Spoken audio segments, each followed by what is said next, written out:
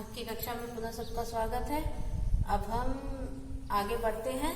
जैसे पिछली कक्षा में मैंने बताया था कि समावेशन से पहले अर्थात समावेशी शिक्षा से पहले बच्चों के समक्ष क्या समस्याएं आ रही थी, कुछ समस्याएं शेष रह गई थी।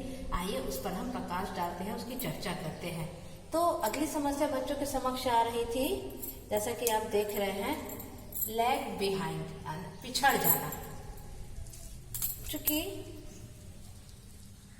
समावेशन से पहले बच्चे शारीरिक रूप से, जो बच्चे शारीरिक रूप से अक्षम है, मानसिक रूप से अक्षम है, तो उनके शारीरिक, मानसिक, संवेदनात्मक इन अक्षमता के कारण उनको उचित अवसर नहीं मिल पा रहा था अपनी प्रतिभा को निखारने का, तो जिससे वे वर्तमान समय में पिछड़ते जा रहे थे सामान्य बच्चों की अपेक्षा, जो कि एक बहुत बड़ी समस्या बच्चों के समक्ष आ रही थी। और इंक्लूजन के बाद, समावेशन के बाद ये समस्या दूर हुई। आगे की समस्या को देखते हैं। आइए,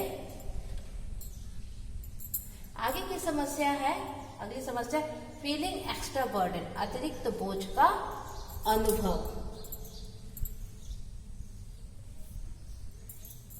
चूंकि इंडिविजुअल डिफरेंसेस के कारण जो बच्चे शारीरिक रूप से अक्षम है, मानसिक रूप से अक्षम है, संवेदनात्मक रूप से अक्षम है, वे सामान्य बच्चों की तरह कार्य नहीं कर पा रहे थे, तो वो धीरे धीरे पिछड़ते जा रहे थे और उन पर विभिन्न अध्ययन का, विभिन्न कार्य का बोझ धीरे धीरे बढ़ता जा रहा था। और समावेशन से पहले उनके लिए कोई उचित तकनीक, उचित विधि, उचित कार्य प्रणाली की कोई व्यवस्था नहीं थी, तो इसलिए धीरे धीरे उन पर कार्य का बोझ क्या हो रहा था, बढ़ता जा रहा था, बर्डन बढ़ता जा रहा था, जो कि समावेशन के बाद ये धीरे धीरे विभिन्न कार्य प्रणाली अपनाई गई, विभिन्न नीतियां अपनाई गई, विभिन्न तकनीक अपनाए गए और ये धीरे धीरे दूर होने लगा। तो आगे की और समस्या देखते हैं कि और कौन सी समस्याएं बच्चों के समक्ष आ रही थी समावेशन से पहले, इंक्लूसिव एजुकेशन के प्रावधान से पहले।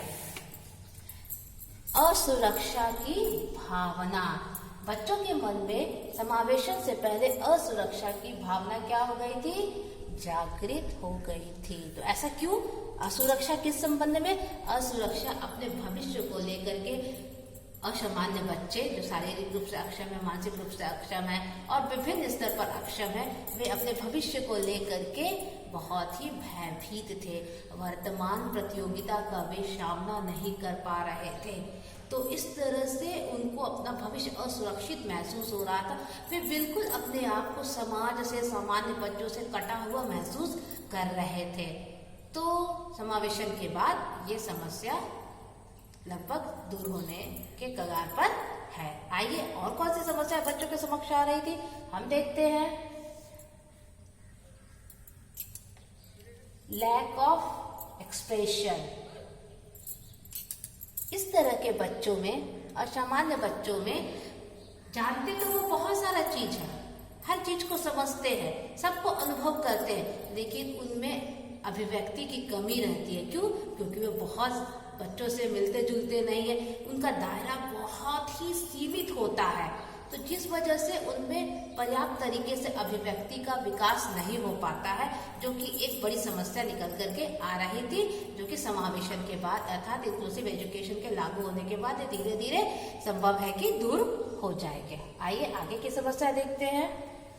और एक समस्या बच्चों के समक्ष थी कि वे अंतर्मुखी प्रकृति के थे, इंट्रोवर्ट नेचर।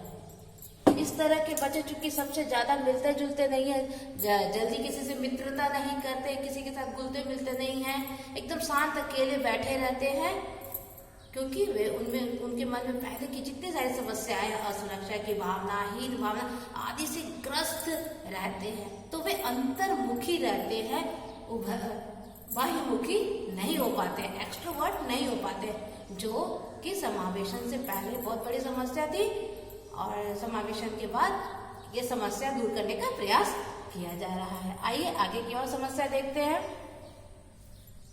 नेगेटिव अप्रोच, नकारात्मक पहलू, उसके बाद साइलेंस, शर्मीलापन। इस तरह के बच्चे के समक्ष क्या समस्या आ रही थी कि नेगेटिव अप्रोच, लोगों का नेगेटिव अप्रोच ऐसे बच्चों के तरफ था कि अरे ये तो शरीर से ठीक नहीं है, ये क्या काम कर पाएंगे, कोई क्रियाकलाप नहीं कर पाएंगे। आसपास के लोग तो बोलते ही हैं, उनके परिवेश के लोग तो बोलते ही है, साथ में शिक्षक भी वैसा ही उनके मन में भावना थी कि इस तरह के बच्चे ऐसा काम नहीं कर पाएंगे, इस मानसिक स्तर के बच्चे ऐसी पढ़ाई नहीं कर पाएंगे। तो ये सब भावनाएं टीचर के मन में भी, आस पड़ोस के भी मन में, ये सब आसपास के परिवेश में, आस पड़ोस के नाते रिश्तेदार सबके मन में इस तरह की भावना रहती थी।